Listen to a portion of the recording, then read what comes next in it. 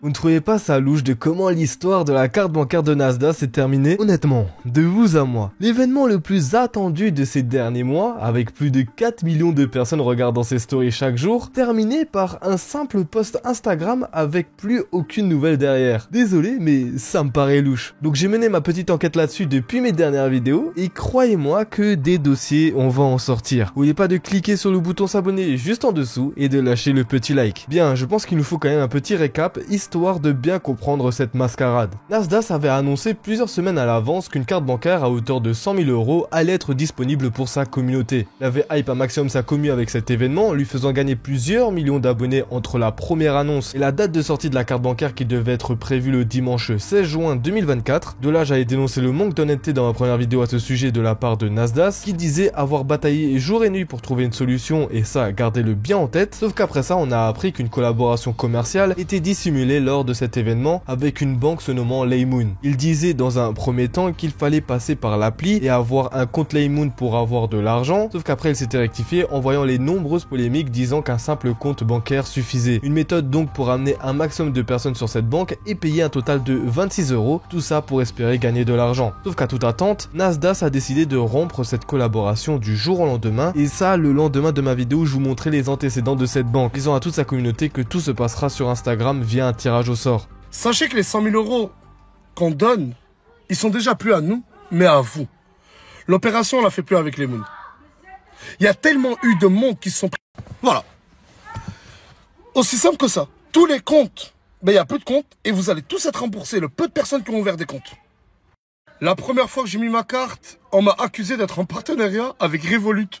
Les 100 000 € que vous le vouliez ou non, ils vont être donnés. Ils sont déjà à vous, comme je vous ai dit. Ils vont être donnés sur Instagram d'une manière très simple. Et là, on va dire quoi? Que Instagram m'a offert un poste de directeur? Mais qu'est-ce qu'on va encore inventer?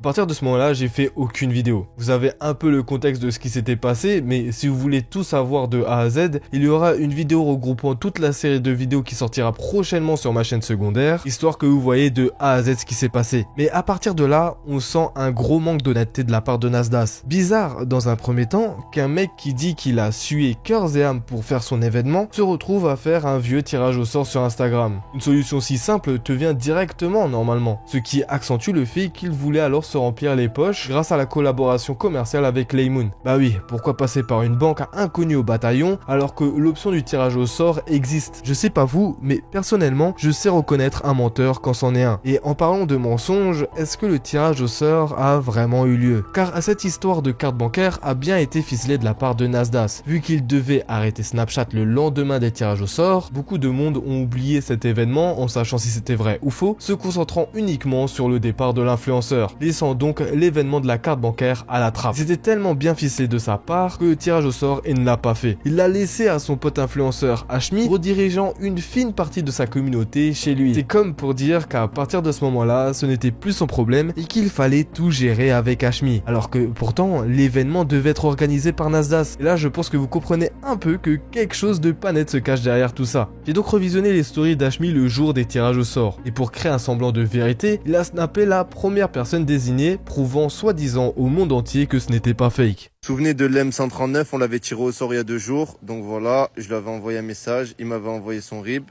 J'ai pu lui faire le virement qu'aujourd'hui parce que j'étais dans l'avion. Voilà, et là, je l'ai appelé sur ce téléphone ici. Alors, ça va ou quoi? Ça va, tranquille. Tranquille ou quoi? Allez, c'est bon, il m'a mis bien, les gars, faut toujours y croire. Ah ouais, 2005, c'est comment alors? Ah putain, là, je me régalé, tu m'as mis bien pour ça fait Ah ouais, tu sais, je l'ai bien noté. Oh, bien joué, bon, tu as bien reçu les sous en tout cas, c'est carré. Ouais, c'est bon, j'ai tout reçu. Bon, alhamdoulilah, alhamdoulilah, fais pas n'importe quoi avec, hein. Non, c'est bon, t'inquiète. Vas-y, c'est carré mon sang, je te laisse. Allez, merci. Allez, vas-y mon sang, vas-y. Allez, hop, voilà, c'était bien lui. C'est carré. Bon, j'avoue, il m'a bien eu, c'est totalement vrai.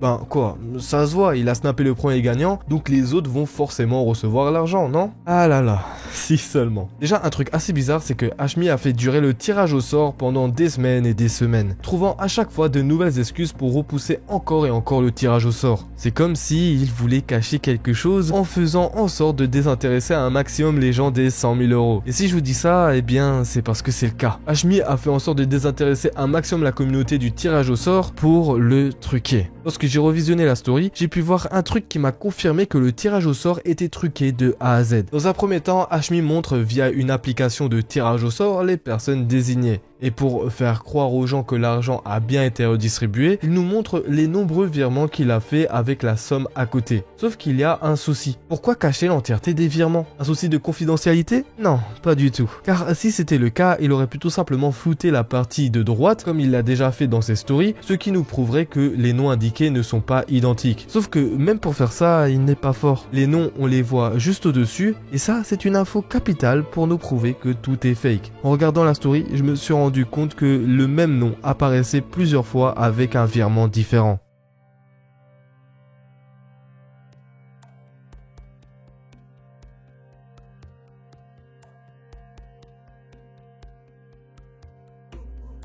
Et le souci, c'est que là, on voit seulement la ligne du haut. Mais comme déjà là, on voit qu'il y a un trucage avec différents noms apparaissant sur la ligne du haut, ça ne m'étonnerait même pas que plusieurs lignes soient attitrées au même nom. Faisant donc des virements aux membres de sa team ou à ses proches, gardant tout l'argent pour eux en faisant croire un tirage au sort complètement truqué. Mais Hashmi n'est pas totalement bête. Il a quand même redistribué une partie de l'argent à certaines personnes. Enfin...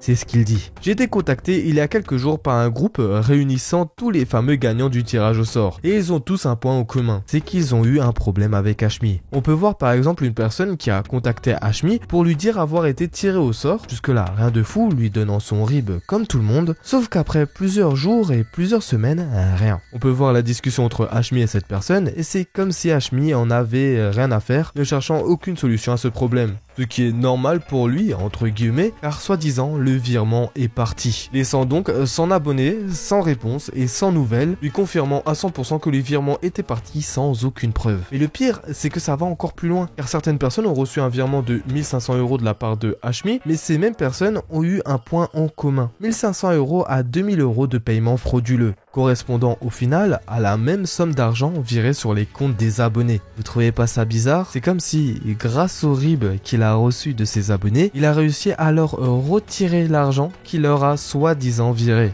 Hashmi a donc été contacté par ces mêmes personnes, mais rien à faire. Hashmi s'en fout, ne cherchant aucune solution au problème. Et honnêtement, c'est grave. On n'a aucune organisation derrière un tel événement et ça fait peur. Et en fait, ça a besoin d'organisation. Bah oui, pourquoi avoir une organisation si en fait l'arnaqueur est tout simplement l'organisateur de l'événement? On a des dizaines de personnes qui se sont fait totalement arnaquer par un influenceur suivi par plus d'1 million de personnes. Et le pire, c'est qu'ils s'en foutent totalement en vrai du tirage au sort. C'est juste un prétexte pour montrer à tout le monde que l'événement a eu lieu et fin de l'histoire. C'est juste pour tirer un trait sur cette affaire, prendre les abonnés de Nasdaq et continuer à faire son contenu et encaisser un maximum d'argent. Un de ses abonnés est venu m'expliquer la situation qu'il a eue avec Hashmi et écoutez bien. J'ai été le tout premier gagnant du concours. Donc après avoir gagné le concours, j'ai eu aucun message de sa part pendant au moins 2 semaines, même plus. Après, un autre gagnant a sorti des vidéos pour dire ça et il a parlé des paiements frauduleux que l'M139 a reçus sans raison. Et comme par magie, après il m'a contacté. Mais il n'a pas contacté tous les gagnants. Voilà la vraie vérité derrière la carte bancaire de Nasdaq.